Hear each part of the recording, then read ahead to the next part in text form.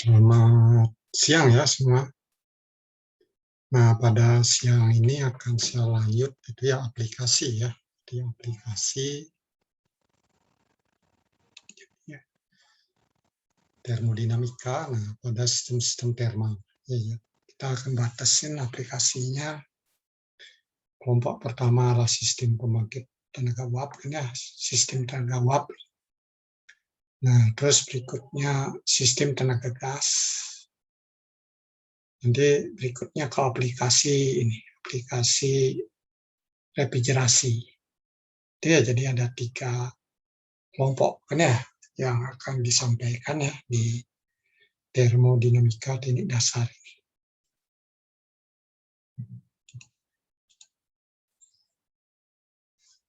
Itu ya, jadi ini Anda udah berapa orang hadir? Ini nggak ada apa? Kenapa ini udah lewat berapa menit masih belum ya? Ingat ya, yang lain yang perlu Anda ingat ujian ya. Jadi ujiannya hari Jumat ya, jadi tanggal 19. Jadi mohon jangan telat. Ya ininya ya jumlah soal dan yang lain ya dekat inilah dengan UP yang sebelumnya ya, baik aturannya ya, jadi sepertinya tidak banyak berubah ya, nanti lihat. Jadi nanti ada di dekat-dekat ujian, nah jadi anak lebih aktif melihat itunya.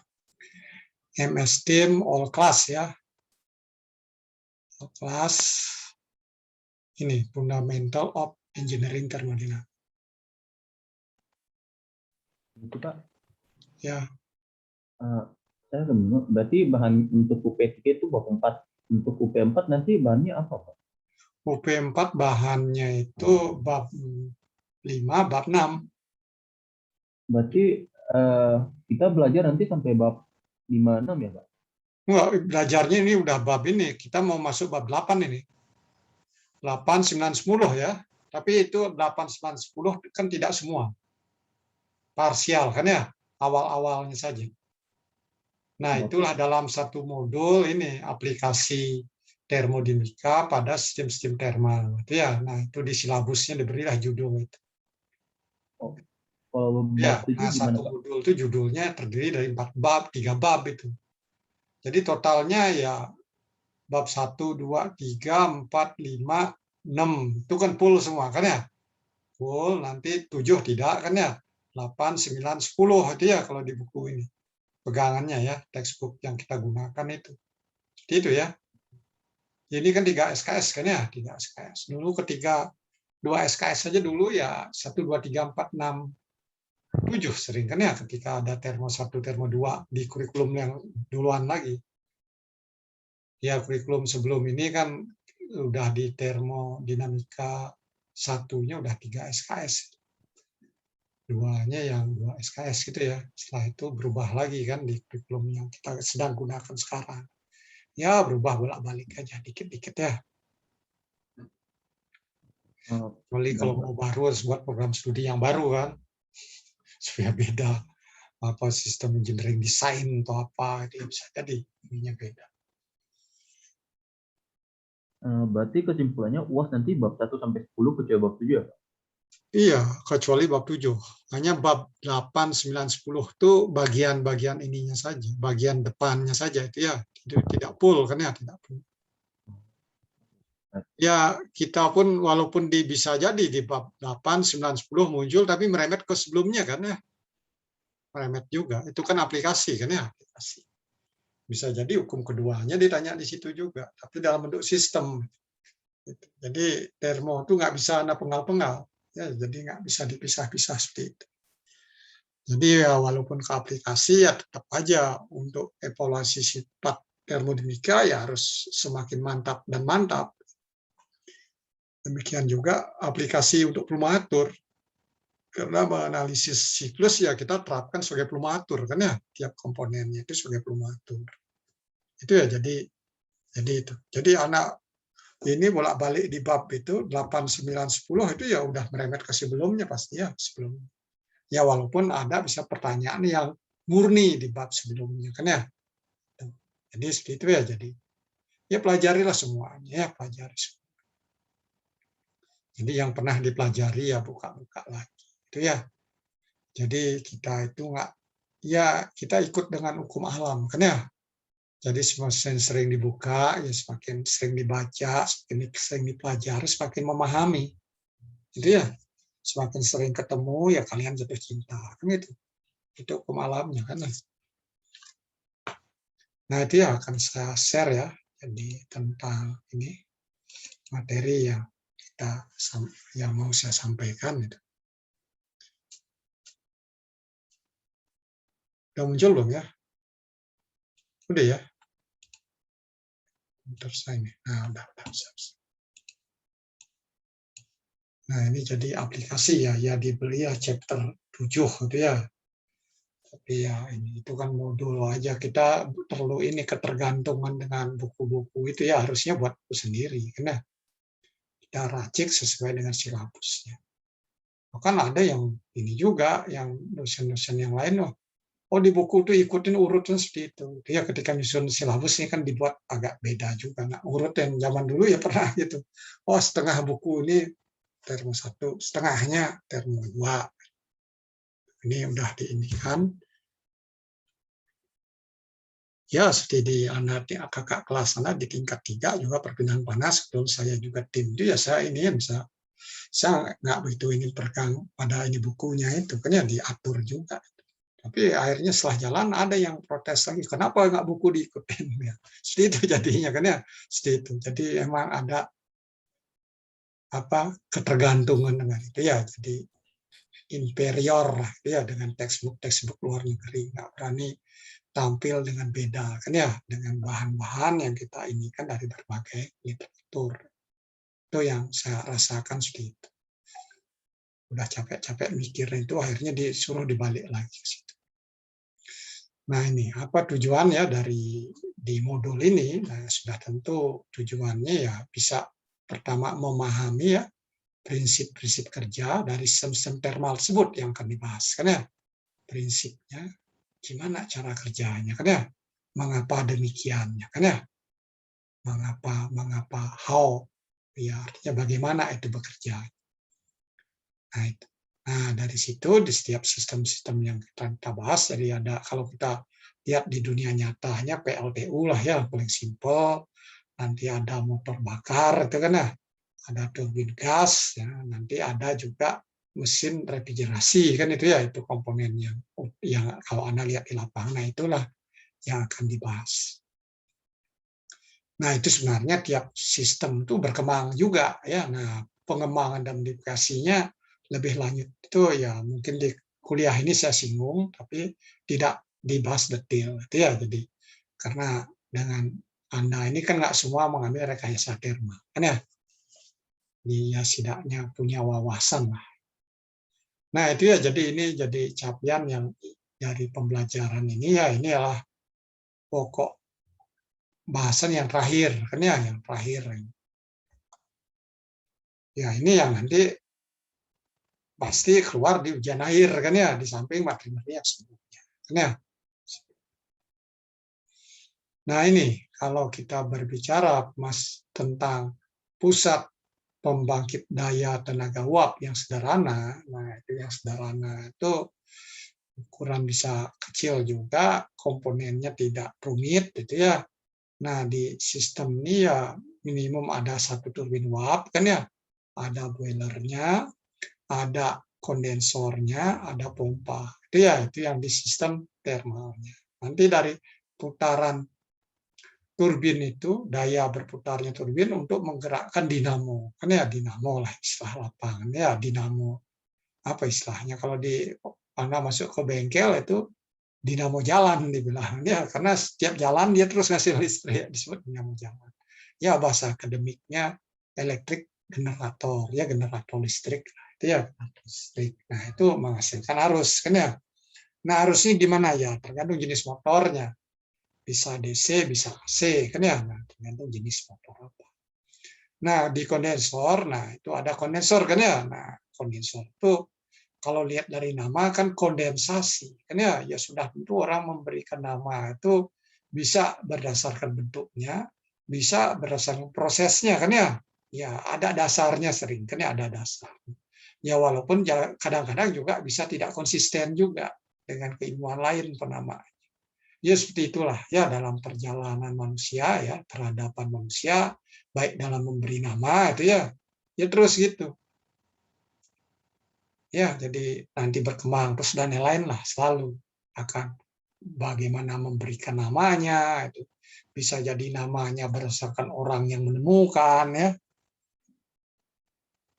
bisa jadi berdasarkan perusahaan yang dari R&D-nya kan bisa jadi kan ya, R&D-nya apa dari perusahaan apa ya bisa jadi namanya itu. Nah, di kondensor itu prosesnya jadi keluar dari turbin uap itu ada cairan droplet-droplet dan juga uap. Nah, itu diekspansikan ya jadi mengembang di situ kan ya. Mengembang sehingga ada droplet dan uap. Nah, itu pada tekanan rendah. Kita ingin nanti akan balikkan ke turbin, bukan balikkan ke boiler. Nah, boiler sudah tentu tekanannya kan tinggi, kan ya, tekanan tinggi. Nah, supaya bisa dinaikkan gimana itu? Sudah dua pasak, kan ya, ada uap, ada cair. Nah, didinginkanlah sekalian, ya, didinginkanlah sekalian supaya jadi cair, itu ya, jadi cair, didinginkan. Mau kalau anak uap itu anak ini dengan kompresor dikompresikan naik itu ya daya kompresornya kan sangat besar sekali, ya sangat besar sekali. Nanti daya turbin nggak cukup untuk itu kan nggak jalan itu, ya itu dari segi logika peralatan. Walaupun kita bisa hubungkan dari hukum-hukum termodinamikanya yang telah dipelajari. Tuh. Nah disitulah didinginkanlah supaya yang uap itu jadi cair, itu ya pada itu sudah tekanan rendah. Kalau yang umum di kondensor itu tekanan uap itu kalau Anda masuk ke PLTU misalkan ke Suralaya yang 400 mega yang gitu-gitu ya. Nah, itu kondensor itu diinginkan dengan air laut kan ya. Air laut. Ya kalau kapasitasnya ini turbin itu menghasilkan listrik 4 ini sistem ini menghasilkan 400 megawatt kan yang dibuangnya juga besar kan ya. 400 kalau efisiensinya 40% jadi berapa itu kan ya 40% kan artinya itu 100 mega 600 megawatt yang dibuang kan ya gede 600 megawatt yang dibuang jadi lewat kondensor itu jadi nggak cukup air sungai ya nggak cukup nanti sungai kurang air kan ya nggak bisa ini air laut lah yang dipakai air laut cooling tower pun kayak apa gedenya kan ya kalau 600 megawatt itu baru 400 kan ya dulu zaman saya pas kuliah Setiana ya itu paling besar. Kalau sekarang udah 1.000 kita punya kan ya. Ada di Adipala kan ya itu 1.000 megawatt. Ada di Cirebon ya. Cirebon. Kalau di Pala saya pernah ke situ. Di Cilacap ya Cilacap. Ya karena urusan untuk ya membantu PLN. Nah di Cirebon belum pernah. Itu berapa 1.000 sepertinya. Nah itu yang paling gede. Ya. Nah di situ kan ya. Jadi didinginkan jadi apa? Jadi ini cair. Nah, cair dikompresikan oleh pompa, dipompa sehingga daya yang dibutuhkan kecil karena ya panasnya dibuang di sini. Daya yang dibutuhkan, energi listrik yang dibutuhkan untuk gerak ini bisa lebih kecil. Ya, dengan pompa kompresor jauh beda. Nah, jadilah loopnya seperti ini. Ya, loopnya ini. Jadi sini dipanaskan lagi di boiler. Nah, di boiler dipanaskan sehingga berubah fasa yang cair bertekan itu jadi uap ya. Ya minimum uap jenuh.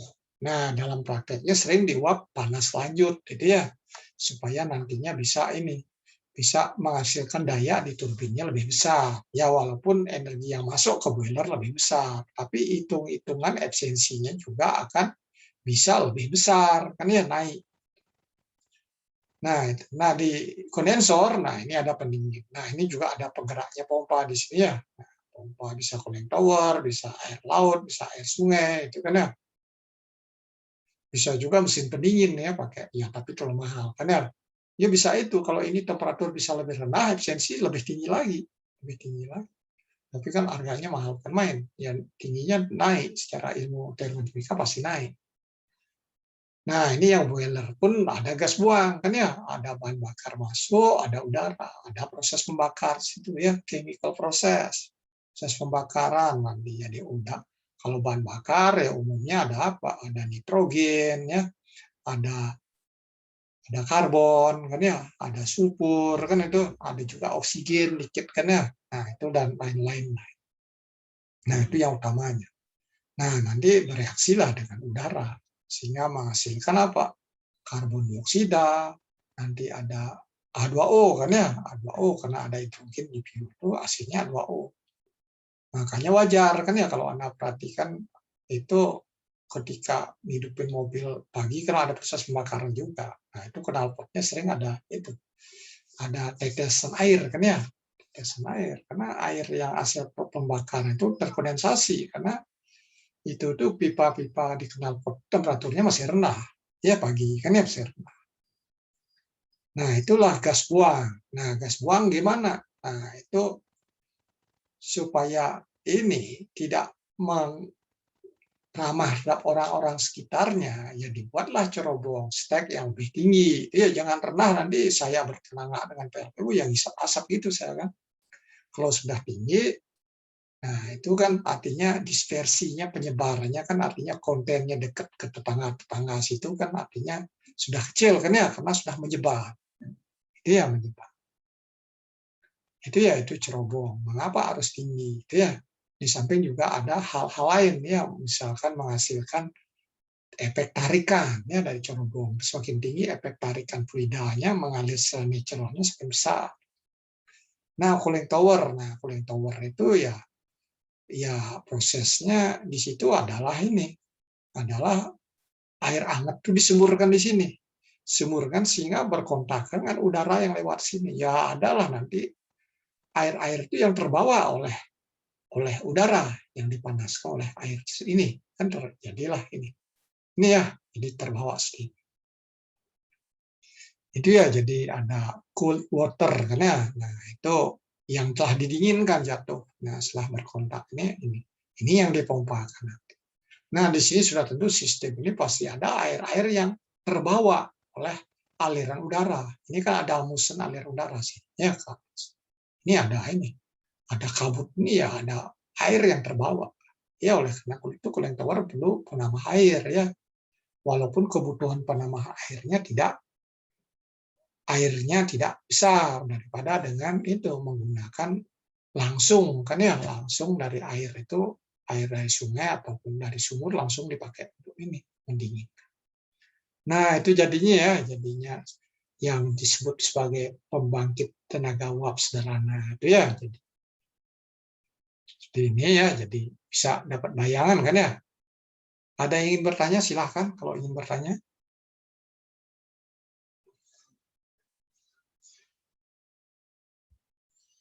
Nah, siklus tenaga uap.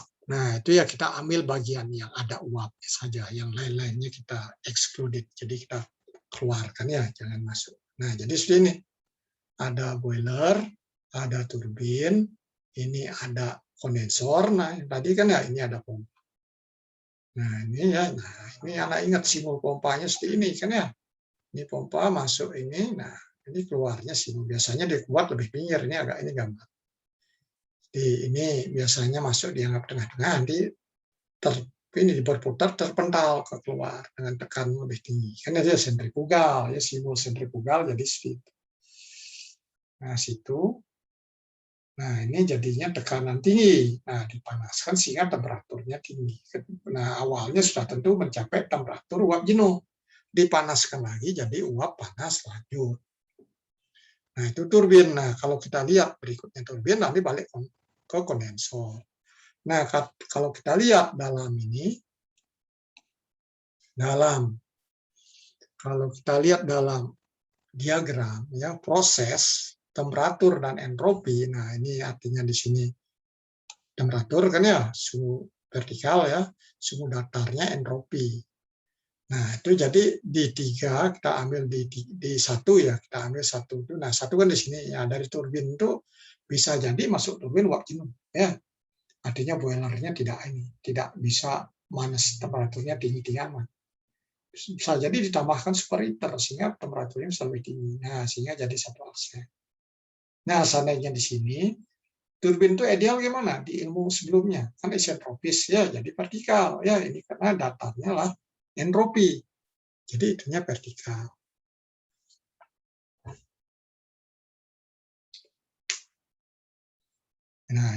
Nah di situ di kondensor. Jadi kondensor ini dua fasa di situ. Ya, jadi ada cair, ada uap. Jadi kondisinya sini lebih banyak uapnya pada cair. Nah, itu didinginkan yang uapnya jadi cair. Sini. Nah, kita bisa anggap di sini cair jenuh. Cair jenuh dipompakan lagi vertikal, nyampe tekanan operasi turbin. Ini ke tekanan operasi turbin sih. Ya, ini ke sini. Nyampe sini 4, kan ya?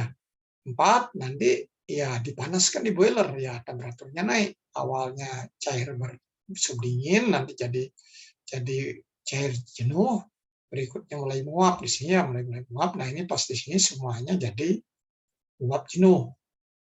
Nah seandainya nyampe superheater bisa jadi nyampe sini dan turunnya balik nanti ke sini.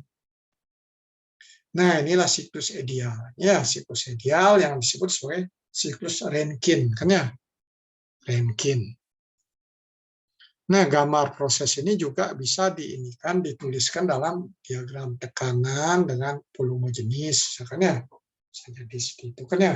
Temperatur. Nah, kalau kita hubungkan, nah kalau yang sebelumnya telah dipelajarkan seperti ini ya, nah ini siklus apa nih? Siapa yang tahu? Yang bagian bawah ini siklus apa? Coba siapa yang bisa menjawab?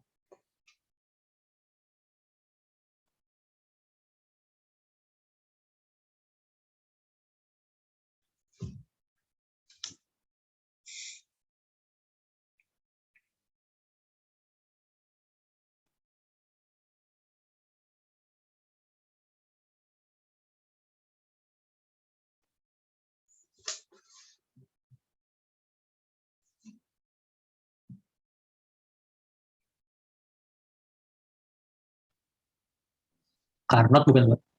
Gimana? Carnot. Ya, Carnot. Bagus, Carnot. Ya. Jadi 2T, 2S kan ya? Iya, kalau di luar kubah, iya Carnot itu bisanya dalam kubah. Kan ya? Kalau ini uap air, saya bisa dalam kubah. Kalau di sini nggak bisa dia. Prosesnya kan babbling gini ya, di pompa seperti ini kan ya. Turbin seperti ini. Ini proses pendinginan, ini proses pemanasan gini di luar. Nggak bisa datar juga. Kalau di dalam kan bisa datar. Ya. Nah, inilah Carnot tuh. Kalau kita mau siklus ini mengikuti siklus Carnot, kerjanya harus seperti ini. Ya. Pompanya harus ada uap di sini ya pas pompa. Ya. Jadi cepat anjur dong pompanya ya. Kapitasi dong kan ya. Tuh. Nah, ini sini. Sehingga efisiensinya besar. Apa gunanya efisiensi besar kalau cepat rusak? Kan ya nggak ada gunanya. Ya oleh karena itulah itu dibuat di sini pendinginan nyampe cair jenuh, nyampe ke sini. Jadi sini. Nah ini jadi nggak bisa ke sini. Kalau kita ini kan ini kan jadinya apa nih ke sini kan ya, yang karpetnya bisa di sini. Nah itu ya. Ini nggak bisa. Ini masalahnya di pompa. Ya jadi ala-alasan mengapa tidak bisa. Pompanya jadi masalah. Ya jadi cepat rusak. Itu kan ya. Jelas. Ya ini hanya penyajian dalam bentuk lain aja kan ya. Kalau proses isentropis gimana? Isentropis kan ini gambarnya pun kurang lengkapnya kurang bagus gitu maksudnya. Kan ya. Nah, jadi dari 1 ke 2 kan pompa. Pompa kan isotermal ya. Isotermal internal reversible ya, isentropis kan ya. Jadi idealnya tidak ada rugi-rugi panas dari pompa itu keluar ke lingkungan. Tidak ada gesekan dalam proses berputarnya pompa tersebut kan ya. Karena reversible kan. Nah, demikian juga di turbin. Yang ini ya sama aja datar. Karena mengapa? Karena dalam kubah ini walaupun ini tekanan, sini temperaturnya konstannya panas. Jadi datar. Nah, seperti itu ya. Jadi memang targetnya bisakah beroperasi mengikuti siklus Carnot? Karena siklus Carnot itu siklus yang nyampe sekarang nggak ada yang itu untuk temperatur yang tertinggi dan terendahnya sama. Maka siklus Carnot lah akan menghasilkan efisiensi tertinggi. Itu ya siklus Carnot. Nggak ada yang mengalah. Itu ya, padahal tahunnya udah lama dia, tahun berapa tuh Carnot? Itu ya 18 berapa kan ya? 1800 sekian. Nah, bagaimana proses perpindahan energi itu ya, energi itu di boiler itu ya. Nah, kalau ada gas-gas pembakaran, ada reaksi kimia, nah itu ya temperaturnya pasti lebih tinggi daripada yang akan dipanaskan, kan ya. Nah, kalau gas itu bisa jadi prosesnya ini turun pada tekan konstan. Ini kan ini proses bukan mengikut ini kan ini di sini ada dua diagram. Diagram A2O ya, air, diagram phase ini udara. Ya, udara ya kubahnya jauh di bawah. Nggak kelihatan ya kubahnya. Nah, ini sehingga di atas itu di dalam kubah udara ini kan kita balik bukan ke sini reference ke kubah yang kecil udara. Nah, kita bisa dapat proses ini ya kalau didinginkan pada tekanan konstansi. Nah, kita itu sekarang hubungkan dengan proses di boiler. Nah, boiler itu jadi ada gas hasil reaksi pembakar kan temperaturnya tinggi. Nah, panas inilah memanaskan air yang ada di boiler. Ya, memanaskan sehingga temperaturnya sampai sini. Ya, tergantung ukurannya, boilernya sejauh mana ukurannya. Bisa jadi lewat ke sini.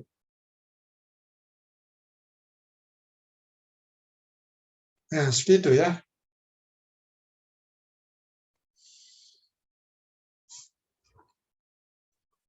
Jadi harus ada beda temperatur. Itu ya harus ada beda. Pemberi ya panas ya harus ada ini ya di sini ya beda temperaturnya besar kan semakin sini semakin kecil. Nah, ya kalau lihat di PLTU yang gede itu cara ngambil energinya bertahap kan ya.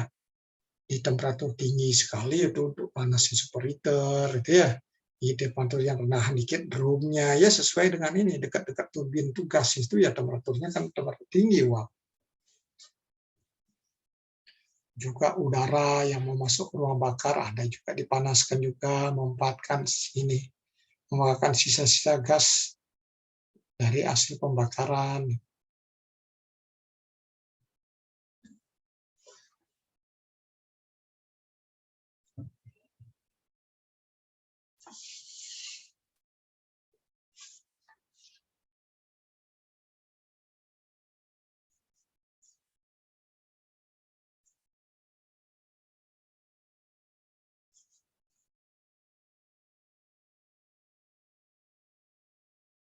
Sampai di sini ada yang ingin bertanya silahkan. Kita santai aja ya santai. Ini udah berapa orang yang hadir? 41. Kemana lagi 20? 23 orang kemana lagi?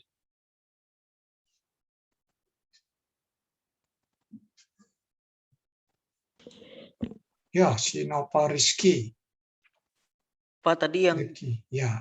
3 aksen sama 4 aksen tuh prosesnya mana ya, Pak? 3 aksen, 4 aksen itu seandainya mengikuti Carnot. Jadi prosesnya ke situ kan ya. Jadi kalau kita ingin ikutin Carnot, prosesnya seperti itu supaya efisiensinya tinggi. Tapi kan pompanya cepat rusak, itu kan ya. Sehingga dalam Gitu, Pak. implementasinya ya sekalian aja didinginkan nyampe cair jenuh itu kan masalah sizing kondensor aja kan ya. Kalau kondensornya ukurannya kecil nyampe tepat di 3 aksen ya jadi mengikuti Carnot. Gimana jelas? Jelas, Pak. Jadi ini kalau nggak melewati cooler dulu ya, Pak? Langsung ke pump gitu. Dia melewati kondensor, hanya ukuran kondensornya kecil. Oh, oke, Pak. Ukurannya kecil, jadi itu kan masalah ukuran aja kan ya. Wah, jadi luas permukaannya sekian besar, nanti kemampuan mendinginnya kan sekian kuat. Ya, aliran panasnya sekian besar yang bisa dibuang. Airnya temperaturnya berubah pasanya, uapnya nggak ada, semua jadi cair. Nah, di situ masih ada uap. Itu ya jadi seperti itu.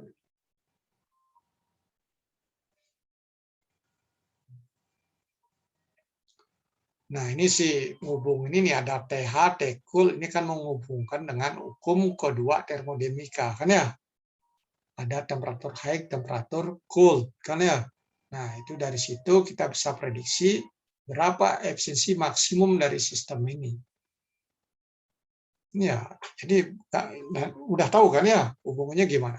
Carnot, ketika kita berbicara di bab 5. Ini ya bab 5.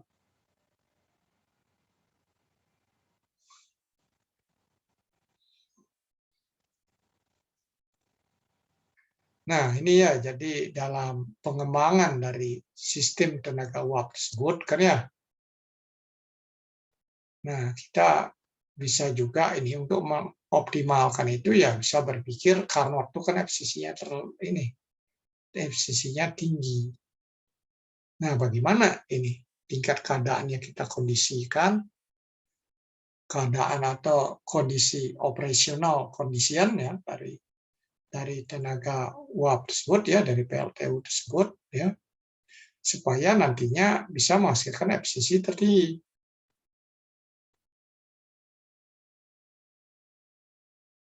Itu memang Carnot itu akan membantu ide-idenya kan ya, memotivasi kan ya. Oh gini, kalau gini kan ikut Carnot, secara Carnot itu efisiensinya naik. Nah dalam realisasinya gimana kita merealisasi? Nah itu juga dalam mendapat untuk merancang sebuah sistem tenaga uap yang optimal, maka harus juga mempertimbangkan teori-teori praktis. Ya, theoretical ya, yang dan juga ini batasan-batasan praktisnya. Praktisnya nanti bisa juga kita merancang lagi siklusnya seperti apa, kan ya, supaya lebih mendekati itu Carnot tersebut, itu ya. Nah itu ide-ide itulah yang bisa disusun, yang sehingga berkembang juga ya. Kalau sekarang PLTGU ya, itu berapa sih efisiensinya, apa bisa nyampe PLTU-nya, apa bisa sampai 50%, itu ya sepertinya belum. PLTGU ya sudah lebih ya di kita udah. Ya kan tergantung peralatan juga. Ya hitung siklusnya bisa jadi, oh ini segini, tapi nyatanya berapa bisanya kan ya. Nah itu kan tergantung pada bagaimana cara mengukurnya kan. Ini bukan mengukurnya, bagaimana cara ininya untuk mendapatkan efisiensi yang tinggi, bagaimana menetapkan kondisi operasi dari pembangkit tersebut kan ya, dalam neraca massa dan energinya. Ya, kita kan kalau merancang PLTU pasti mulai dari neraca massa dan energi juga kan ya, itu dulu. Baru dari sistem itu baru merancang komponen-komponen. Ya, jadi itu pentingnya think tank di situ kan ya. Jangan situ salah ya fatal semua ya. Makanya saya ada tugas kerjaan itu ya hati-hati. Hati-hati karena ya risikonya alatnya bisa nggak jalan. Nggak jalan, malu kan ya, malu. Ya sudah jelas secara ekonomi ya rugi juga, capek kerja nggak dibayar gitu ya. Ya risikonya gitu. Jadi engineering itu seperti itu ya, jangan berlindung di balik ajaran takdir. Ya nggak jalan ya udah. Nah untuk ini mengoptimasi siklus Rankine ya bisa menggunakan ini konsep-konsep ini dengan pemanasan itu buat lebih superheat seperti apa tampaknya, juga bisa dengan bagaimana kalau setelah diekspansikan di turbin nggak diekspansikan penuh dipanasin lagi, jadi artinya reheating atau sebagian dari yang diekspansikan turbin diregenerasi, dialirkan ke ini untuk memanaskan air feed water heater yang akan masuk ke boiler ya.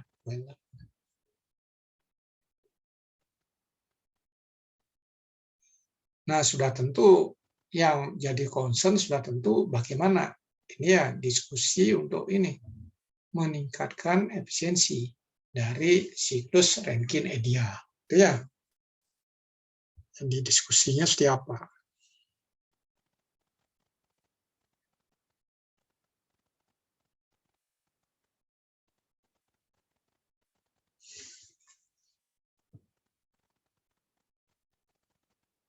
Nah inilah contohnya ya. Ini kalau kita geser ke sini seperti apa jadinya kan ya. Geser, nah di samping juga mikirin alatnya. Supaya bisa sendiri alat apa yang cocok. Ini untuk ini apa. Ini kan pasa ini. Pasa udah ini ya, perubahan pasanya nggak jelas juga sih. Ini cair sih ya. Cair ini ya. Tekan tinggi. Nah ini cocok apa di sini peralatan untuk sini. Nah, ini kan hanya pendinginan sama pemanasan lebih. Ini udahlah. Nah, kita lihat lebih lanjut. Bagaimana untuk memodifikasi siklus Rankine tersebut ya. Jadi modifikasi apa? Nah, awalnya itu kan membuat boiler itu kan nggak bisa boilernya keluar dari drum uapnya itu jadi uap panas lanjut kan ya, belum nyampe ke situ otaknya dulu mikirnya kan ya, orang-orang yang duluan itu ya nenek moyang manusia lah itu kan ya. Ya, kita ngaku nenek moyang kita ya kan manusia di dunia lah. Nah, itu bisanya buat model untuk pembangkit uap ya keluarnya paling uap jenuh sehingga bisa nyampe sini awalnya itu, sehingga turbinnya gini jadi efisiensinya rendah sekali. Ini loopnya sini aja kan. Nah, setelah Saking bisa membuat ya emang tantangannya itu ya untuk real itu membuat ya, jadi manufaktur itu penting ya. Ya, saya pun sedang ini bergaul dengan teman-teman itu untuk bangun pabrik ya seperti itu. Jadi bagaimana membuatnya saya hitung-hitung bisa aja itu karena tapi membuatnya itu kita hitungan seperti ini nanti buatnya bisa itu hitungannya terlalu hebat ya, bisa menghasilkan kinerja tinggi sistemnya, tapi buatnya nggak cocok gimana, nggak tercapai. Ya anak harus mau ya gitu-gitu ya, jadi emang sarjana mesin itu harus banyak berkecimpung ke situ ya supaya Indonesia maju. Karena jangan jadi pedagang banyak. Itu ya, jangan jadi pedagang, harus banyak punya workshop itu ya, bangun pabrik dan lain-lain ya kayak di Cina atau kan gitu kan ya. Ya nggak perlu bengkel gede tapi punya sepatu ini. Ya di Jepang pun ini. Kalau Anda perhatikan manufakturnya ya rumah-rumah itu manufaktur, ngasilin produk apa ya mesinnya kerja situ kan ya. Seperti itu. Nggak harus gede-gede. Ya, jadi dalam bisnis itu kalau kita punya perusahaan besar itu ya semuanya kita buat ya, kita bisa buat semua, nggak ada penor-penor ininya, nggak ada pekerjaan kan bangkrut, saya gaji pegawai terlalu banyak. Itu ya, itu. Kalau ada perusahaan perusahaan kecil ini kan bisa dapat order dari mana-mana juga, bukan dari perusahaan yang gede itu juga. Ya. Nah, itu meningkatkan keandalan ya dalam perusahaan. Itu memang harus ada perusahaan kecil-kecilnya lagi. Ya harus dipecah-pecah anak-anaknya kalau memang ya dia kuat modal, kalau enggak ya kerjasama.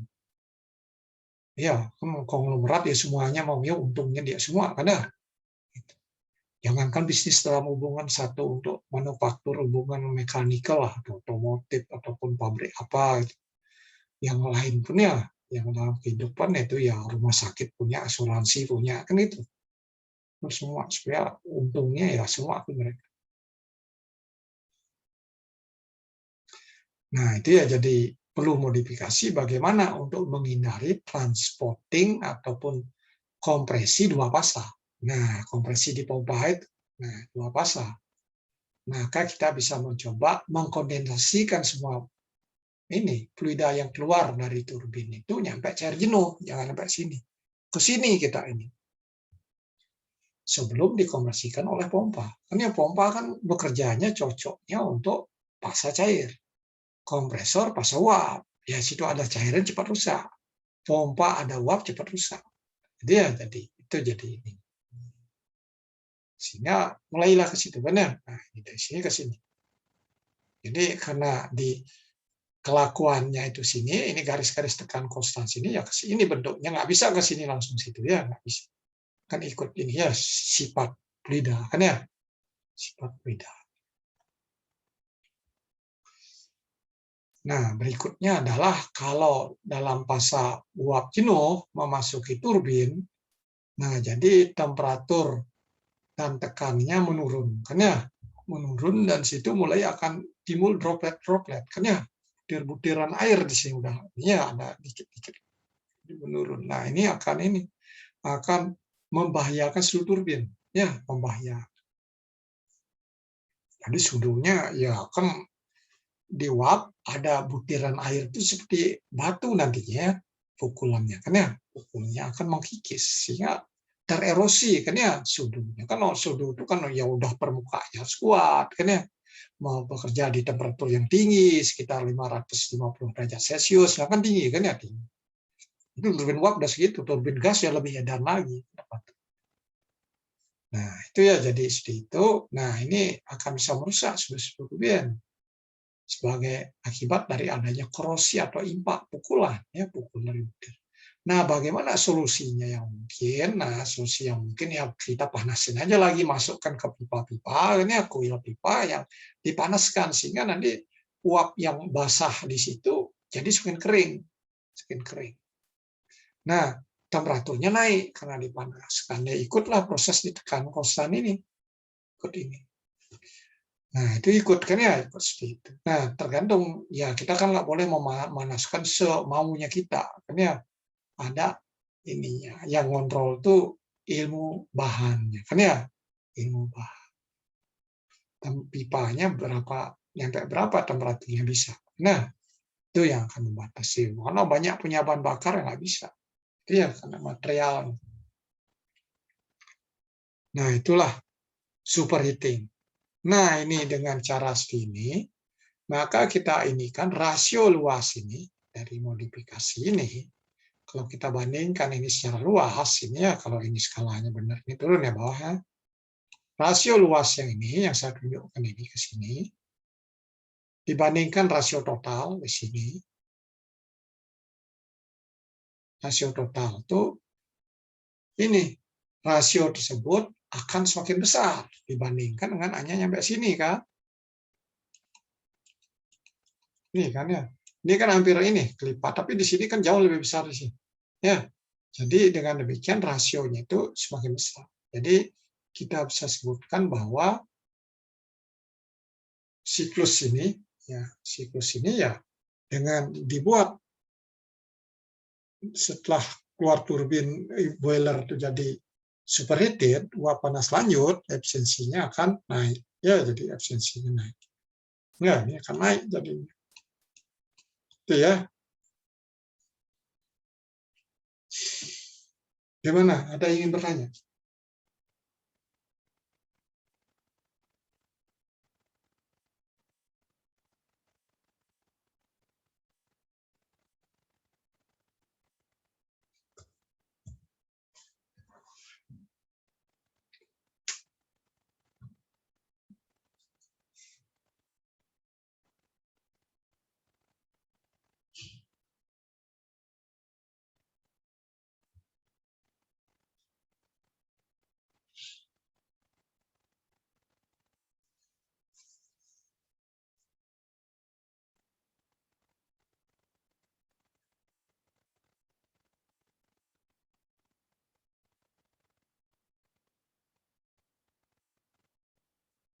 Nah, kita lanjut ya.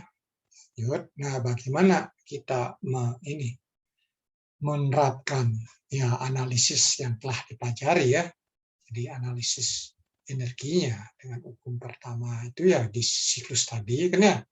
Nah, sudah tentu kita itu di sini kita mulailah yang ideal, jadi siklus Rankine yang ideal itu bahwa prosesnya itu kita anggap dalam kondisi tuna, kan ya, tiap-tiap volume atur itu ya, jadi tidak ada ini ya, tidak ada heat generation di situ kan ya, ya kita abaikan perubahan energi kinetik dan potensial di setiap komponen tersebut kan ya. Nah, dengan demikian ya kita bisa tarik hubungan seperti ini. Kan ya? Ini dengan ini. Jadi net heat masuk, kerja net output misalkan, nah ini. Ya net heat, net energy flow ya. Jadi masuk dikurang keluar. Karena jadi kan hubungan umumnya kan delta E sama E system sama dengan Q minus W. Kan ya, sigma Q minus sigma W ditambah sigma M dot kan I kali HI plus P kuadrat per 2 tambah GZ I kan ya. Nah, terus minus sigma M dot E kan kali kurung buka itu ya. Nah, jadi ingat ya, jadi baru saya omongkan anak udah kebayang rumusnya yang. Jadi kalau nggak itu nggak kebayang susah lah nanti kan ya. Susah itu ya harus ini. Nah, jadi seperti ini yang kita ini. Nah, kita bisa lihat per komponen sebagai volumulator kan di pompa. Nah, ini ya rumus sebelumnya ya di kuliah terakhir di hukum di entropi. Ya, ini masih satuannya kilojoule per kilogram. Ya, tidak lihat aliran masanya sini. Nah, di pompa kan Q-nya 0 kan hanya W aja ya. W paham ya, W-nya ya gampangnya ya energi keluar dari pompa dikurangkan nanti masuknya kan ya. Kalau persatuan massa ya entalpi keluar dikurangkan entalpi masuk. Nah, kita bisa juga dekatkan dengan hubungan ini. Homogenis sekali beda tekanan. Itu sering kita gunakan. Itu cukup andal dalam perhitungan, tapi yang perlu Anda ingat, perlu hati-hati. Ya, jadi perlu hati-hati di satuan. Itu pompa. Ya, pompa. Jadi duanya keluar kan ya. Jadi itu daya persatuan massa aliran yang dibutuhkan oleh pompa. Ini ideal. Jadi tidak ada rugi-rugi di situ di pompanya kan ya. Tidak ada rugi-rugi. Nah, berikutnya dari proses dari 2 ke 3, ini kan proses pemanasan ya. Pemanasan. Nah, ini W-nya 0.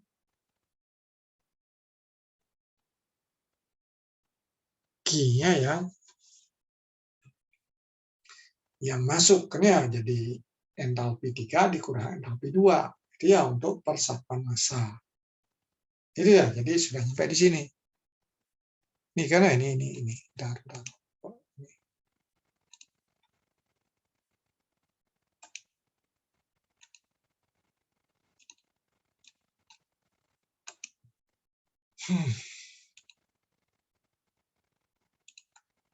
Ini ya sini. Nah, turbinnya ini. Ya, turbin daya yang dihasilkan oleh turbin ya H3 dikurang H4. Kan ya, jadi masuknya lebih besar pada keluar. Nah, dihasilkan kan. Nah, turbin ini keluarnya lebih besar pada masuk. Jadi kerjanya masuk ke sistem.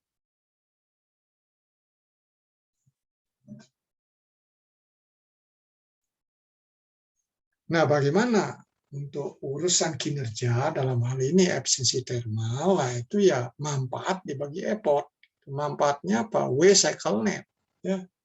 Netnya berapa yang dihasilkan oleh turbin berapa yang dipakai oleh pompa ke net sisi. Itu dibagi dan Q yang masuk dari ini, 3 ini.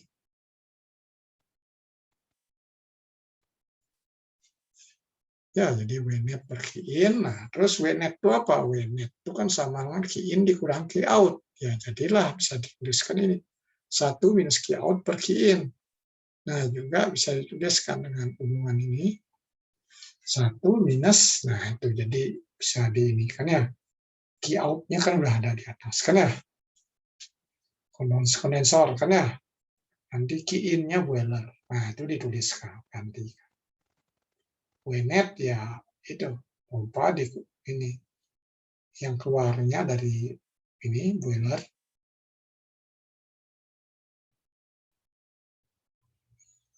Nah, terus ya W-net udah ya, jadi udah jelas. Saya kira nggak perlu ini berlama-lama menjelaskan karena ada orang-orang hebat.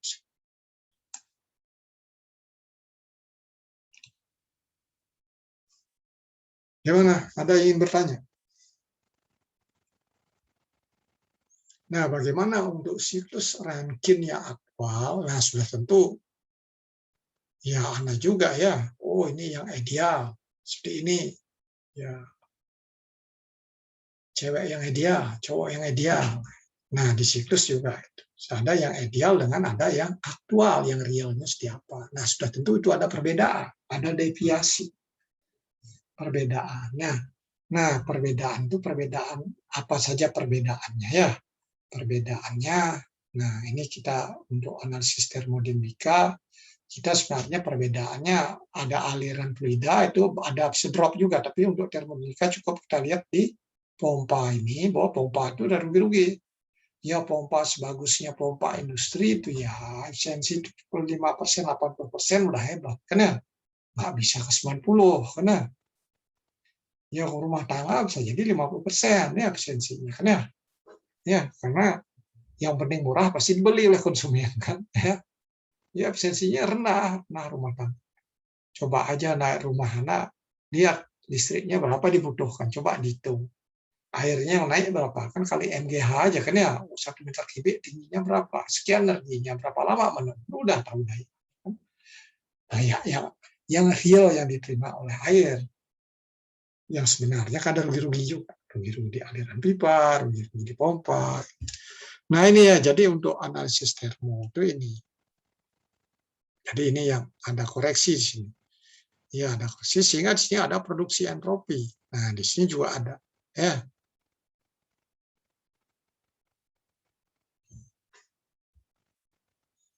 Nah, sudah tentu yang mana absensinya lebih besar? Kalau demikian, ya, yang termus ini. Siapa bisa jawab?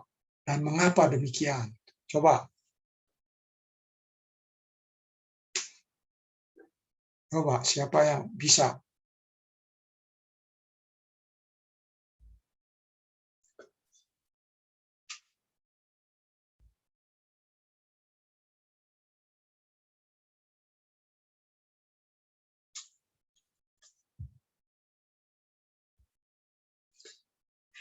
Mengapa? Ya, ya pasti yang aktual itu lebih kecil, yang ideal lebih besar. Kan ya?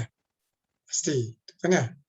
Mengapa demikian? Ya, karena yang aktual itu kan energi yang ini yang dibutuhkan oleh pompa lebih besar pada yang ideal. Yang dihasilkan di turbin lebih kecil pada yang ideal. Ya, akhirnya itu semua akan menyebabkan efisiensi termalnya lebih kecil yang aktual pada yang ideal. Nah, coba Anda lihat soal ini dulu deh ya. Agak kaos ini.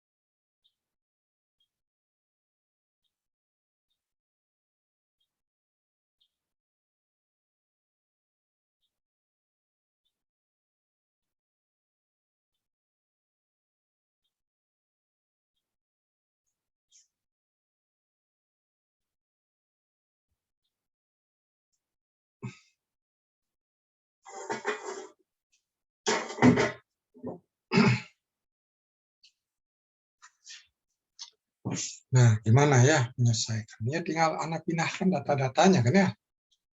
Data-datanya dipindahkan. Gitu ya. Ini kan ininya 100% uap jenuh. Ini ya di 3 kan ya. Dayanya ini daya net ya. Net. Jadi ini menghasilkan listrik. Nah, ini menggerakkan ke sini. Ini ya ke sini kan ya. Sehingga ini W net.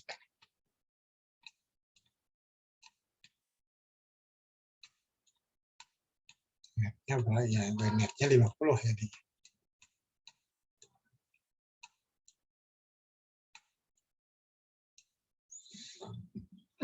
Tekanan sini. Ini rugi-ruginya tekanan kita abaikan. Sini sama. 0,0,01 ya. MPa ini jadi 0,1 bar MPa. Ini yang agak tinggi juga ini ya kalau yang di PLTU ini bisa 0,008 MPa. Itu ya jadi seperti itu.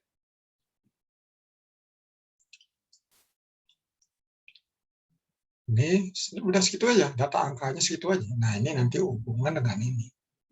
Ini kan hubungan dengan ini ya. Ini ada ini. Ini diganti dengan ini. Nah, ini ada kuil pendingin lah kan ya. Nah, itu situ. Ini yang masuk 20 itu. 20 Celsius. Keluar jadi ini, keluar jadi 40. Ya, itu kan ya 40. Ini kan hubungan dengan Q out itu sama dengan M dot air pendingin kalikan panas ini sekalikan beda temperatur. Kan itu aja ya. Q out ini perlu dicari. Itu kan ya. Itu ininya. Poin utamanya itu. Ya, ini untuk breakdown penyelesaian masalah. Nah, sudah tentu tiap komponen ya perlu dianalisis. Nah, ini misalkan dari sini, ini di sini kan 6 MPa ya, 6. Karena 100%.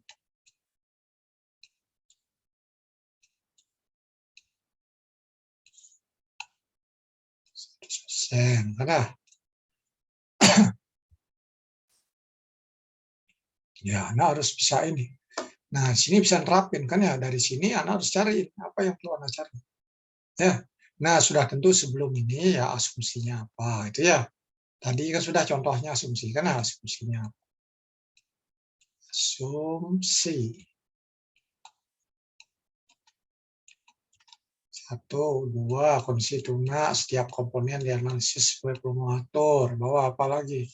Tidak ada rugi-rugi tekanan dari ini, dari pemipaan dari pompa ke boiler, demikian juga dari boiler ke turbin, demikian rugi-rugi tekanan dari sini ke sini, sini ke sini. Tuh, karena ini disebutkan ini nggak ngomong apa-apa ya. Efisiensi termalnya berapa, dayanya sebutkan ini keluar masuk pompa segini. Ya, berdasarkan data ini, apalagi? Perlu anggapan apa lagi? Ini kan hanya sebutin ini aja, ya. Kualitasnya nggak disebutkan. Ya kita asumsikan lah bahwa turbin ini ideal, gitu ya. Pompa ini juga ideal, jadi turbinnya adiabatik, kan ya. Internal reversible, jadi prosesnya isentropis, gitu kan ya. Pompa juga adiabatik, internal reversible, prosesnya isentropis. Nah itu perlu asumsi itu. Jadi karena data efisiensi nggak ada. Itu butuh ya. Jadi bertanya Pak, Ya silahkan. kalau EKEP itu diabaikan itu sama aja kayak yang tadi dibilang sama itu nggak Pak, sama gue tadi yang kayak apa namanya nggak ada rugi-ruginya gitu di setiap proses. Iya, perubahan energi kinetik di keluar masuk turbin, boiler, kondensor itu diabaikan ya. Dan juga pompa diabaikan. Beda ketinggian antara outlet masuk di setiap komponen juga diabaikan ya. Itu masuk asumsi. Apa yang karena ragunya? Ya tadi termasuk sama apa ya, artinya sama kayak yang tadi Bapak bilang nggak Pak, yang nggak ada rugi-ruginya gitu di setiap proses. Enggak, beda lagi. Tidak ada rugi-rugi internal di sistem pompa, beda lagi. Ya, itu beda. Itu menyangkut ini, viskositas, atau ada rotor dengan hubnya atau dengan bearing dan lain-lain lah komponennya itu ya. Itu gesekannya itu diabaikan. Itu ya. Jadi internal reversible itu beda lagi. Itu untuk melihat proses dari 3 ke 4 seperti apa prosesnya. Kalau kita anggap adiabatik, ya dalam prakteknya kan turbin itu temperaturnya tinggi. Ya kita isolasi kan pasti ada panas yang keluar juga kan ya. Jadi tidak adiabatik. Tapi kita anggap tuh sempurna, itu ya isolatornya kan ya. Dianggap adiabatik. Dan juga tidak ada rugi-rugi itu, tidak ada irreversibilitas di dalam proses tersebut, proses ekspansi tersebut. Nah, hal yang sama juga di pompa. Gitu ya. Itu ininya. Jadi itu udah banyak ya asumsinya. Udah lengkap sepertinya ya. Oke Pak, terima kasih Pak. Ya, jadi asumsi itu ini, jangan otaknya ketika nulis jangan diperes mikir asumsi terus lama kan ya. Ngalir aja. Ngalir, oh ini tek ingat, nah itu sambil ngerjain nanti ini lagi ingat, oh ini ada ini tulis lagi ke situ kan ya. Itu kalau itu anak mikir nih kok udah lengkap belum gitu. Nanti nggak selesai pekerjaannya.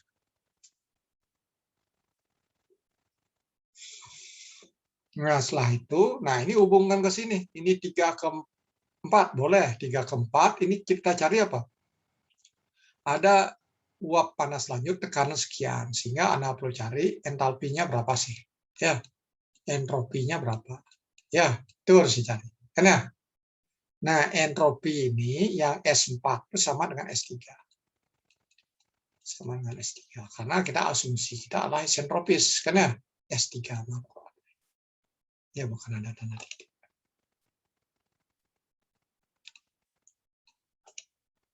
Nah, itu. Jadi sedikit. Nih, S ini S4.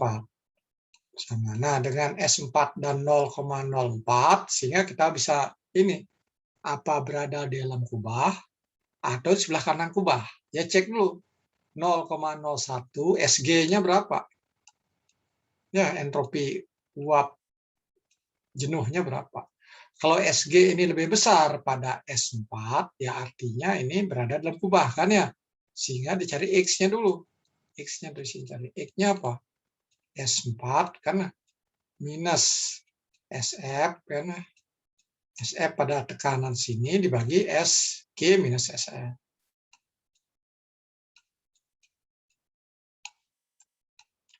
Itu ya, dapat X. Kita kan butuhnya entalpi sebenarnya. Nah, belah itu baru Anda bisa hitung entalpi. Entalpi sama dengan apa? Ini jangan salah, kan ya 1 minus X. Karena saya lihat pas kuis yang saya periksa ada yang salah juga jawab. Kali AF, kan ya, plus X kali HG. Ya ini. Ya ini dari tekanan segini. Dapat H, kan butuhnya kan H aja dari rumus tadi, kan ya. Terus ini apa keluar masuk pompa apa disebutkan di soal? Cair jenuh. Jadi tekanan segini. Ini nggak ada rugi tekanan tadi kan ya 0,01 ya MPa. MPa ya. MPa cair jenuh. Nah, cair ya, cair jenuh. Nah, dia cair jenuh ini ya tulisnya. Cair jenuh Anda cari ininya. H-nya atau pakai S ya bisa aja Anda cari pulmogenisnya berapa. Bisa aja pendekatan pakai pulmogenisnya berapa. Itu ya. Jenis digunakan ini kan dekat dengan ini hampir sama lah jenisnya sehingga nanti bisa atau H-nya bisa dicari juga ya H cari nanti S-nya cari kan itu ya S-nya cari tapi ini sepertinya lebih rumit untuk tingkat keadaannya di sini nanti S-nya sama dengan ini atau kita bisa cari W ideal W in ideal kan sama dengan A 2S minus A1 karena A1. Nah, A1 ya udah dapat ya dari data ini. Data ini ya cair jenuh kan dapat mudah ditampil. Nah, A1 dapat. Nah, ini kan bisa didekati dengan ini. Pulmogenis kali apa? P2 minus P1. Nah, hati-hati satuan sini ya, hati-hati satuan. Kalau ini kilojoule per kilogram, ini harusnya apa? Volume jenisnya meter kubik per kilogram, ini apa? Kilopascal, kan ya? Kilo Newton per meter persegi. Itu ya. Itu harus ke situ. Sehingga hasilnya kilojoule per kilogram. Nah, dapat ini kan? Ini sama dengan ini. Ini dapat ini, sehingga H2S sana peroleh. H2S oleh H2 kan sama dengan H2S. Karena ideal itu ya. Nah, sehingga H2 ini ya dapat H2 di sini dapat, H3 dapat, kan semua H udah dapat. Ya, baliklah ke formulasi yang tadi. Ini ya, kan H aja semua kan ya. Selesaikanlah. Itu ya, dapat Q-nya dapat, nanti absensinya berapa. Nah, absensi. Nah, ini ya saya udah bahas langsung di sini aja. Nah, absensinya ya WNet 50 mega dibagi dengan Q-in. Q-in-nya berapa? Nah, WNet itu kan Anda tahu dari hubungan entalpi. WNet itu cari dulu M-nya. M watt-nya berapa? Itu ya, ini mending ditulis di bawah. M watt-nya berapa? Nah, M watt sama dengan ya, M dot watt sama dengan apa? Nah, sama dengan 50 megawatt kan ya. Megawatt kali 1000 ya. 1000 kilo kW ya. Bagi 1 mega. Kan ya? Kan ubah satuan ini kan ya. Ya. Bagi dengan apa? Entalpi. Entalpi ini H berapa tadi? H3 dikurang H2.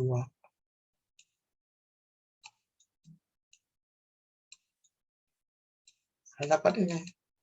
Ini satuannya apa? Ini kan ini kilogram, kilojoule per kilogram. Kan kilojoule habis. Jadi ini satuan kilogram per sekon.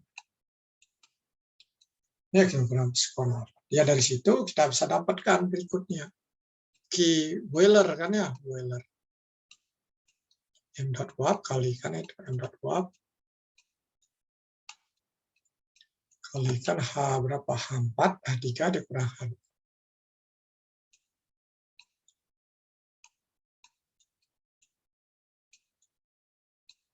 Ya, 2 ya.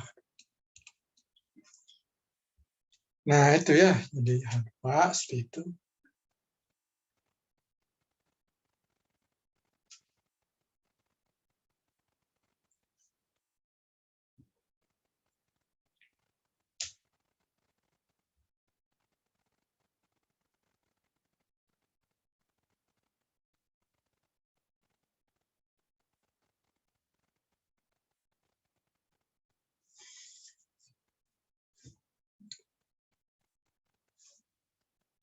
Apalagi heat rate boiler tahu kan ya, masa sistem udah tahu. Nanti FC thermal ya tahu lah kan, WNet-nya kan udah 50.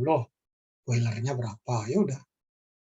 Masa aliran pendingin ya Q-ininya, Q out-nya dicari dulu. Q kondensor kan ya, M dot-nya dikalikan dengan H3 dikurang H4 dikurang H1. Ya semuanya itu ya, jadi simpel, harus entalpi keluar dulu ya. Itu. Jadi entalpi keluar ya, yang lain akan bisa ditentukan dengan mudah.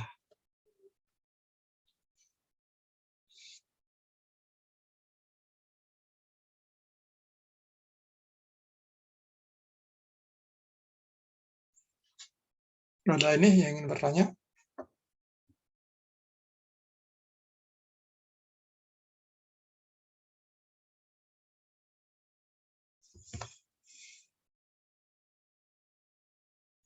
Ya, di entropi kan udah kenal ya efisiensi ya. Nanti kita bisa masukkan juga efisiensi. Misalkan efisiensi turbinnya diketahui, efisiensi pompanya diketahui.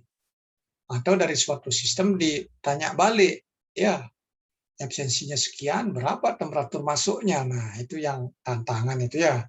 Itu soal seperti itu ya perlu trik kan ya penyelesaiannya. Tadi kan kita ngalir aja kan ya, hitungan yang umum sih gitu. Tapi namanya soal kan ngisengin kan ya.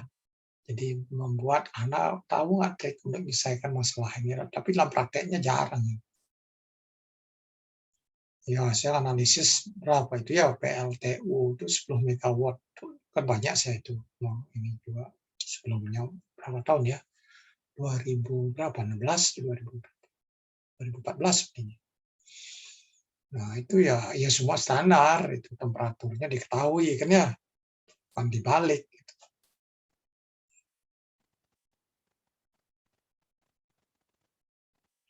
Evaluasi neraca energinya.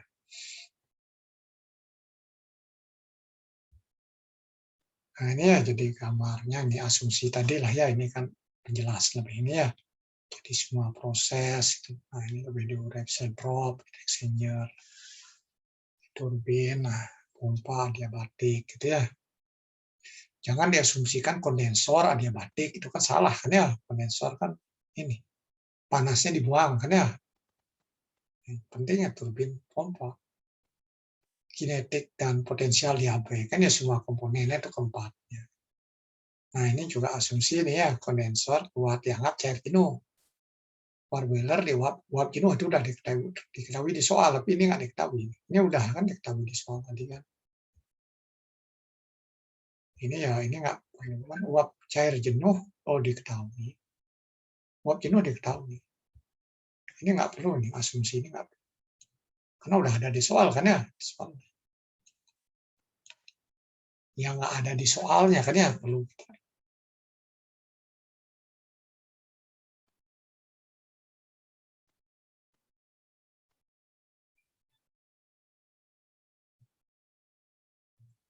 Ya boleh lah, nah tulis boleh aja.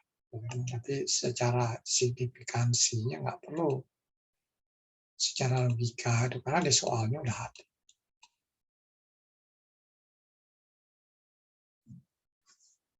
Atau ini juga boleh aja ditulis sebagai mempertegas bahwa ini engineering model. Kan ya, engineering modelnya seperti ini, itu ya. Engineering modelnya seperti itu. Kalau asumsi kan yang belum ditetapkan, kan ya, itu jadi asumsi, kan ya.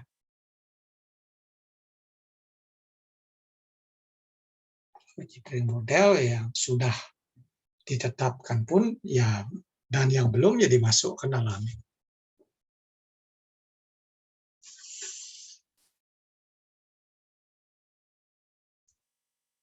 Nah ini ya hasil-hasil detail ya, jadi Anda coba lagi ya. Di ininya berapa temperatur prosesnya kan ya. 4:1. Mengapa disebut proses isotermal? Nah ini dulu yang pertama. Inlet turbin kan ya 100. Nah itu dari itulah, dari kubah kan ya. Dari data ini. Data jenuh A2O. 3/4 itu kan ini 3/4 kan ekspansi turbin kan ya. Nah, itu di proses 4:1 itu kan prosesnya isotermal ya, jadi kondensor. Kondensor ya temperaturnya sekitar 45 derajat. Bahkan kalau bagus pendinginnya ke 40. Tekanan 0,08 bar itu ya, itu yang umumnya di lapangan. Nah, ini anggaplah itu. Tadi kan 0,01 bar, kan 0,1 bar ya, atau 0,01 MPa itu ya. Nah, itu jenuhnya berapa? Nah, segitu 45,8.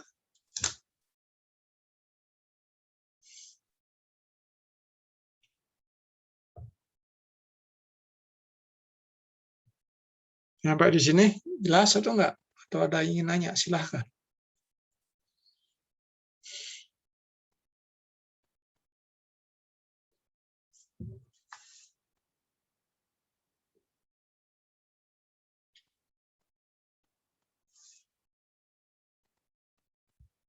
Nah, berikutnya, nah ini dari temperatur sekian, nah FSG kan ya.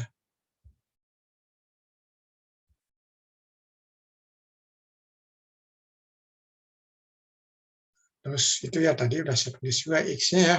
X-nya berapa? Keluar turbin kan ya, keluar turbin berapa.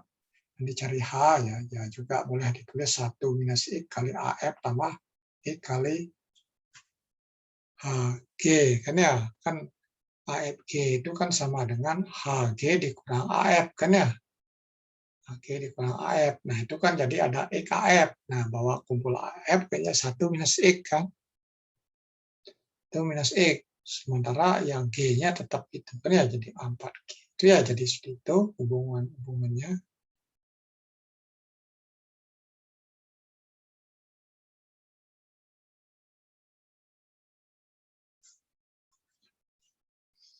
Nah, kita lanjut ini.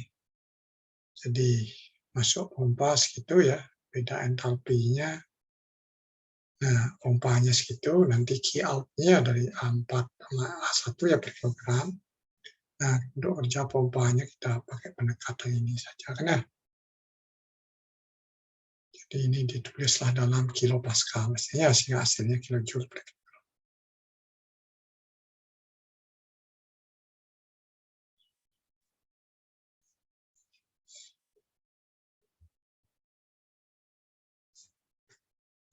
Nah, berikutnya ini entalpi 2 ya. Nah, itu. Jadi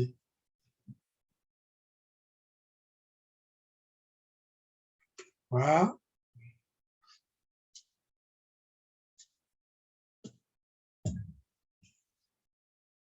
nah dari situ boiler.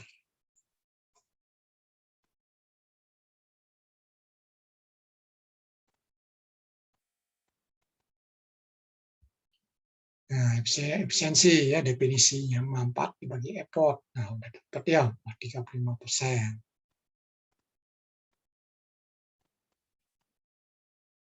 Nah, berikutnya hubungan keluaran kerja bersih.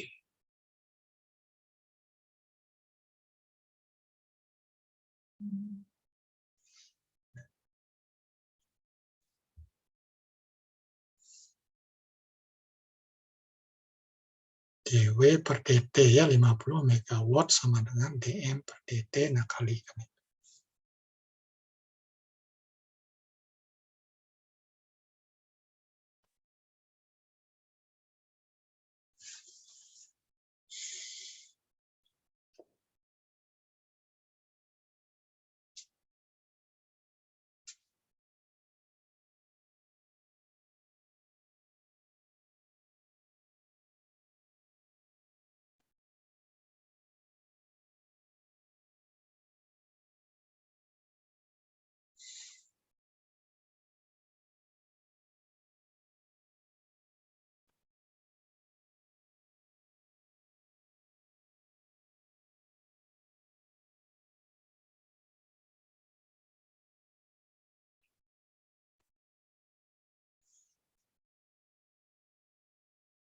Jadi ini ya key dari itu ya. Jadi ini kan M dot ya, atau DM per DT. Ya. Terus ini ya key ini. Jadi sehingga ini dapat segini, jadi M dot-nya bisa diperoleh kan ya. Key yang ini dibagi ini. Dibagi MCP delta T. Ya sudah itu ya besar lah kan ya. Jadi per ininya 1 ton per itu kan ya. Untuk 50 megawatt. Itu deh pompanya memang besar. Kalau ini hanya efisiensinya segini, ya 35% kan ya. Kalau efisiensinya kondisi operasinya lebih baik, ya efisiensinya bisa ke 40%, ya ini semakin kecil. Nah, inilah sebuah contoh ya, sebuah contoh untuk yang simple, yang sangat simple sekali. Jadi di sini apa? Jadi memakai ilmu-ilmu yang sebelumnya, ya. Jadi pemahaman tentang bagaimana kualitas, mencari kualitas, yaitu dibutuhkan. Diingat, dibutuhkan pas itu harus ingat.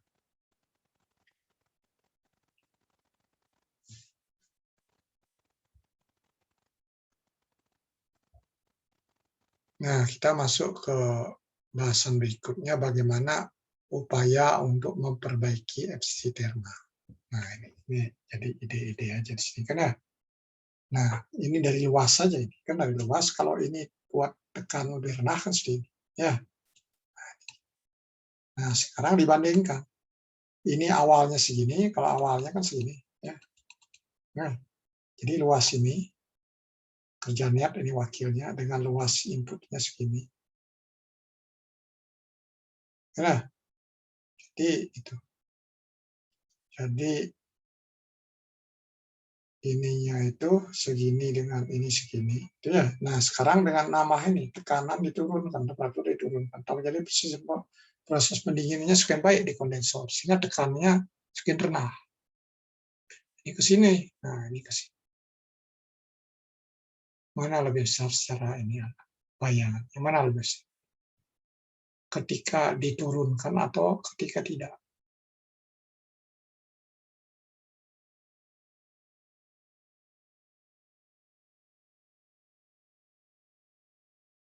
Nah, itu ya, jadi dari hubungan itu kita bisa akan tahu bahwa ini dengan menurunkan temperaturnya atau tekanan di kondensor itu, bahwa rasio antara luas yang dibatasin atas dengan total itu akan semakin besar. Artinya efisiensinya akan semakin besar.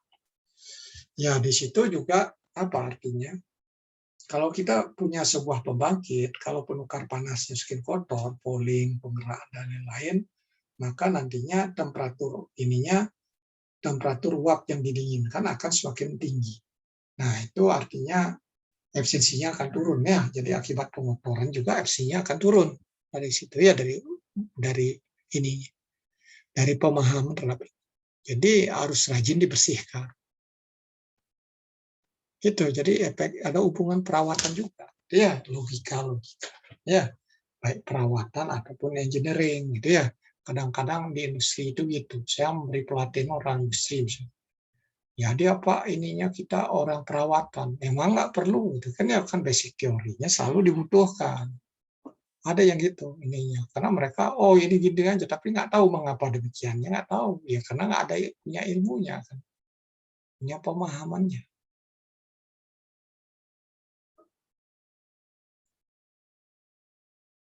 Ya kalau Anda perhatikan ya itu. Jadi di lapangan seperti itu kan ya. Desain ya pastilah banyak mikir itu, tapi di perawatan juga butuh. Ya bahkan di tas ilmu kan ya.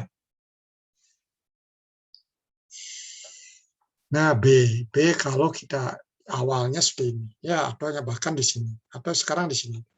Ini segini dengan luas total sampai sini. Nanti ini tambah lagi, ini lebih seperti itu lagi. Sehingga ininya di atasnya nambah segini, di bawahnya nambah sedikit sekali. Itu ya, jadi bisa seperti itu.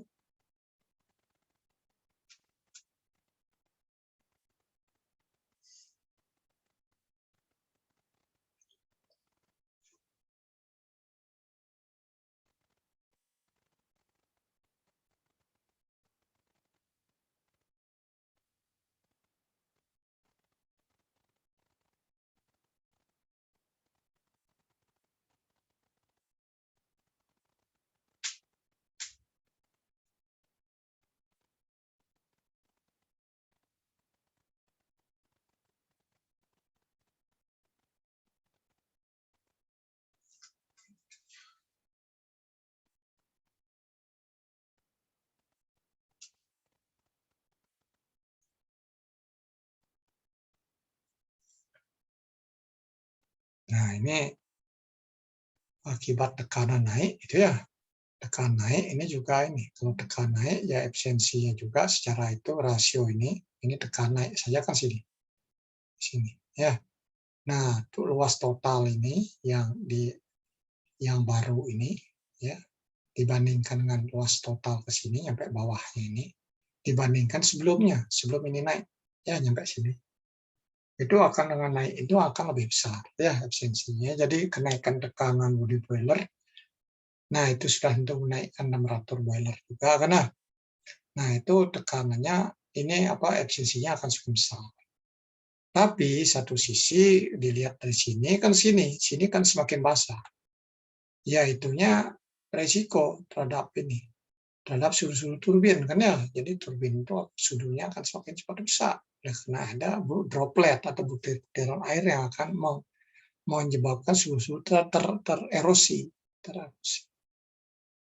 Nah, oleh karena itu ada tekniknya ini. Tekniknya ya ini ada ke sini kan. Ya. Ada pemanasan ulang, ada reiter ya. Jadi masalahnya ada ini kan dengan reiter. Jadi ini penaikan tekanan, ini berikutnya ada dengan pemanasan ulang. Ini kan ini setelah diekspansikan di sini, dipanaskan lagi. Ya, jadi gambarnya membahas tentang dua hal. Ya. Jadi ada menaikkan tekanan dengan berbagai masalahnya dan keunggulannya. Nanti juga ini. Berikutnya dengan penambahan pemanasan ulang. Ada istilahnya reiter. Reiter ya, itu istilahnya reiter.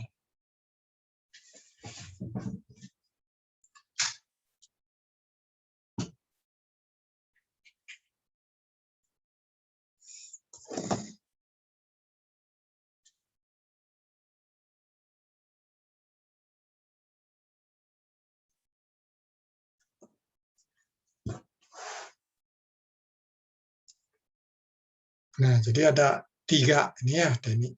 Kita turunkan tekanan ya. Jadi gunakan sistem pendinginan yang baik di kondensor atau gunakan air dengan pendingin temperaturnya lebih rendah, itu ya. Itu juga menaikkan efisiensi. Bisa juga kita buat lebih kering, superheat ya. Itu juga bisa menaikkan efisiensi. Kita bisa juga naikkan tekanan boiler, yaitu juga bisa menaikkan efisiensi kan ya. Nah, juga ada kita ini kan. Habis ekspansi kita panaskan lagi. Itu yang D ya. Ya, jadi dengan pemanasan ini, dengan pemanasan ulang. Nah, itu rating. Nah, itu tadi di gambar. Ada rater alat. Jadi, nah itu sudah tentu mengoptimumkan bagaimana berapa kenaikan tekanan. Sudah tentu ini ada batasannya. Kan naik-naik kan ya lebih naik lagi di atas supercritical ya, kalau air itu di atas 200 berapa 220 kan udah superkritis kan ya, 220 bar.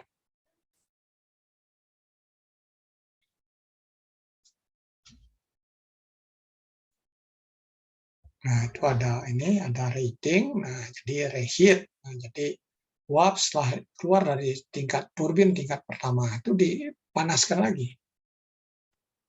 Ya, dipanaskan lagi, baru nanti uap yang telah dipanaskan ulang itu diekspansikan ke tingkat berikutnya. Itu ya, jadi itu ya reheating. Jadilah seperti ini ya gambar.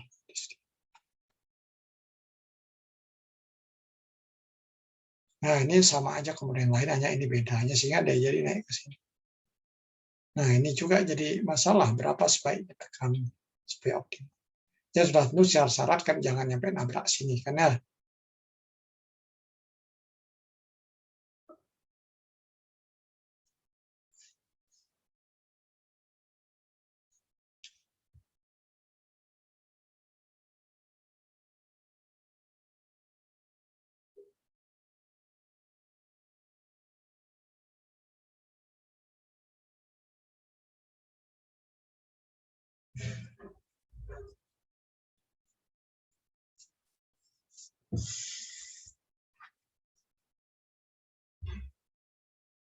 Ya dengan cara ini ya artinya yang keluar kalau tanpa ada reiter keluarnya di sini kan lebih basah. Sini semakin kering kan ya. Jadi kerusakan sudu terakhir di turbin itu di tingkat yang paling rendahnya itu semakin berkurang. Ya, jadi umurnya akan semakin lama. Jadi erosinya akan berkurang. Ya, walaupun suhu turbin itu ada prosesnya kan ya, masalah kekerasan dan lain kan tetap aja kan ya. Kalau ada kena droplet butiran air itu, nah nanti akan jadi itu, akan bisa menggerus, mengikis permukaan sudu tersebut.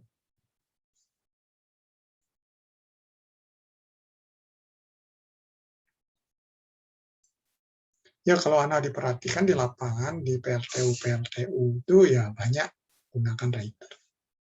Ya reiter kebanyakan hanya satu. Ya secara prinsip ini kan bisa aja gini kan sini, habis ini ini lagi kan ya. Nah ini reiter lagi. Sini reiter lagi. Bisa gitu kan ya, banyak 3 misalkan. Ya itu kan investasi juga ya dan lain-lain. Nah sejauh mana itu efektifnya? Nah itu juga ini bisa kita kaji secara teknoekonominya kan ya. Ekonominya apa itu ekonomis ya dengan perbaikan efisiensi yang diperoleh dibandingkan dengan penambahan investasi yang diperlukan. Nah itu ya harusnya bisa dilakukan ya.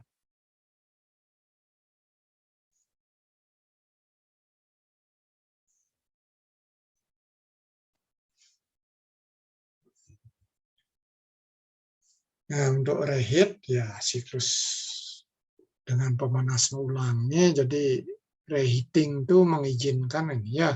Jadi untuk menaikkan tekanan boiler tanpa banyak meningkatkan ini ya kebasahan dari uap yang keluar dari turbin.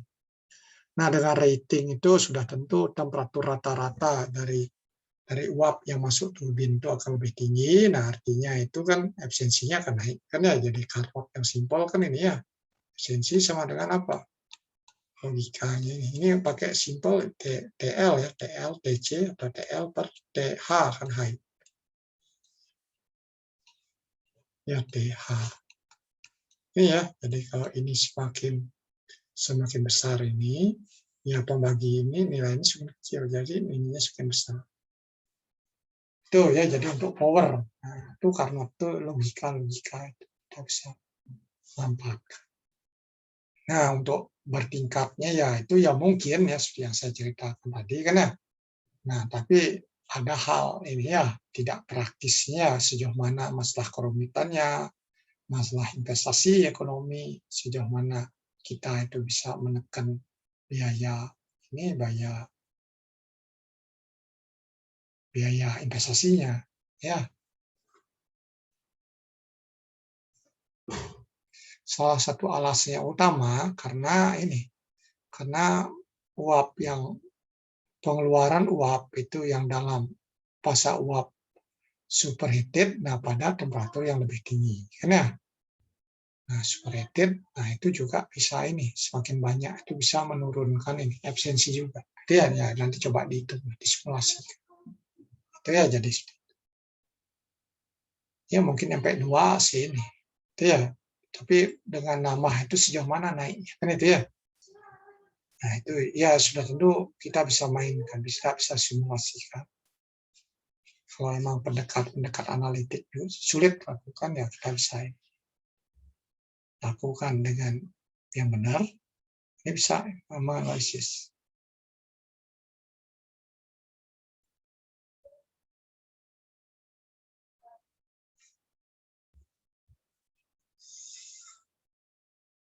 Nah, untuk key-in ya, key-in itu apa ya di boiler utama sama reheater.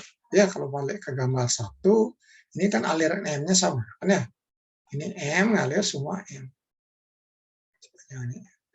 Jadi ya H ini A total ya ini yang masuknya ya di sini sama di sini.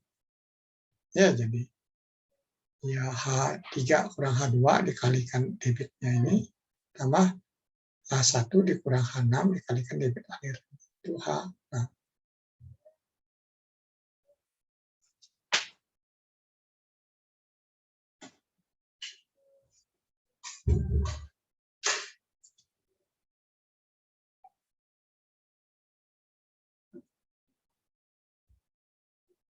nah, berikutnya yang keluarnya juga ya jumlahkan itu ya. Nah, karena alirnya kan sama itu ya. Jadi M-nya sama ya udah. H3 kurang H4 ditambah H5 dikurangin H6. Lihat di turbin itu aja. Itu udah dapat jawaban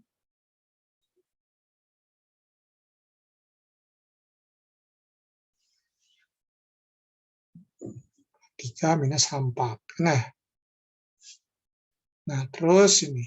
Jadi untuk siklus reheat ya sama super critical kan ya.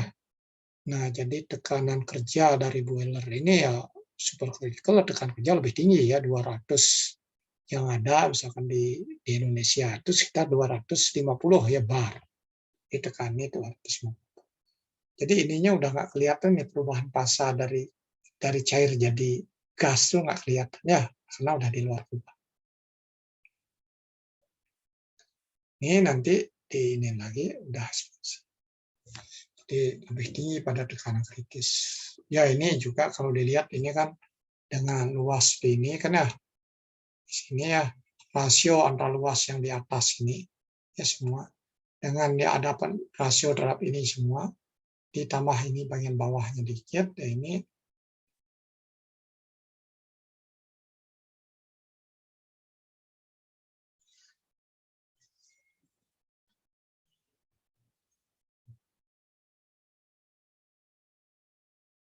ini juga trik ini ya. Jadi ini sebaiknya jangan sampai ke sini kan ya. Ya itu dalam desain gimana kita ini kan dimainkan dulu oleh orang yang membangun ini ya. Nanti dari situ baru peralatan-peralatan apa dibutuhkan. Kan itu ya dalam pembangunan. Kalau kita membangun sebuah PLTU ya pasti gitu. Ya atau sebuah pabrik ya sistem dulu, sistem termo. Kan ya? Sistemnya seperti apa, maunya apa, prosesnya maunya apa. Memang perlu orang-orang yang bisa ini, bisa mikir, gitu ya. Tahu sistemnya, ya keilmuannya, ya mantap. Kalau enggak, nanti enggak jadi-jadi. Nah, juga ada regenerasi, ya regenerasi. Nah, regenerasi istilahnya di sini apa yang digunakan adalah ini, ngambil dialihkan sebagian dari uap yang ada diekspansikan di turbin untuk dicampur ataupun untuk memanaskan feeding water. Jadi air yang akan masuk ke boiler. Ya, ini kan dicampur nanti pompa.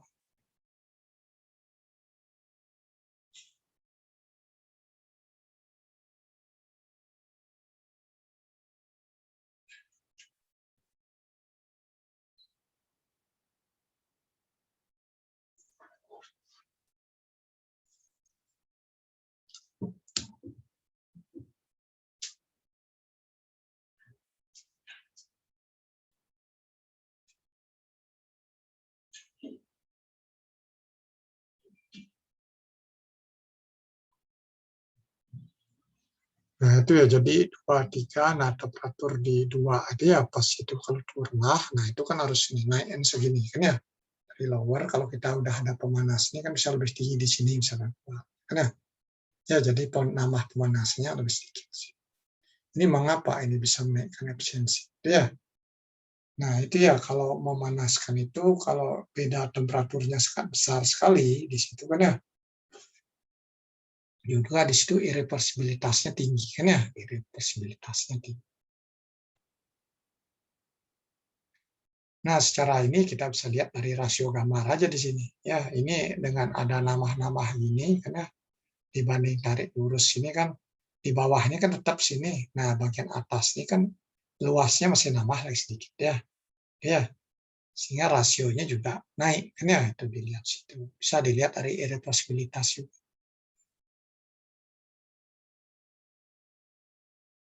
Nah, itu artinya bisa menaikkan temperatur rata-rata juga kan ya. Nah, itu ada penambahan di sini. Ya, rata-rata bisa naik. Artinya dari hubungan Carnot itu efisiensinya naik.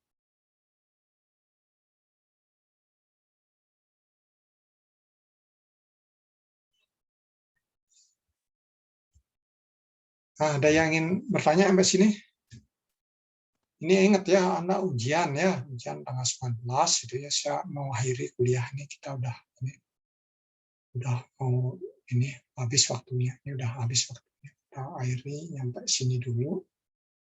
Nanti hari atau ini masih ada. Bisa. Atau ini lanjut ini dulu. Ini lagi satu. Regenerasi ya ini. Ini ya regenerasi cycle. Nah, jadi nah itulah yang tadi kan nyampur. Nah, di sini ini hanya pembuka aja. Ini ada yang ini. Ada yang ini open ya, jadi gambarnya sini yang tadi. Ini ada perubahannya. Jadi bandingkan dengan sebelumnya.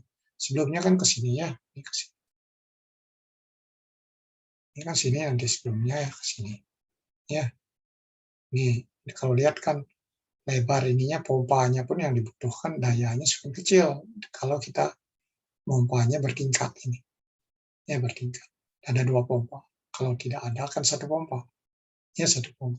Nah, pet water heater ini ada 2 jenisnya ya, ada yang close, ada yang open gitu ya, jadi seperti itu. Nah, inilah ya kita tutup nyampe regeneratif ini ya. Jadi nanti kita hari Jumat kita ketemu lagi.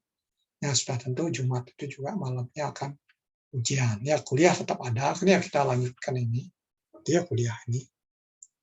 Itu ya, jadi kita akhiri nyampe sini dulu ya. Regeneratif cycle, nanti akan saya bahas lagi ini. Gimana, ada yang ingin bertanya?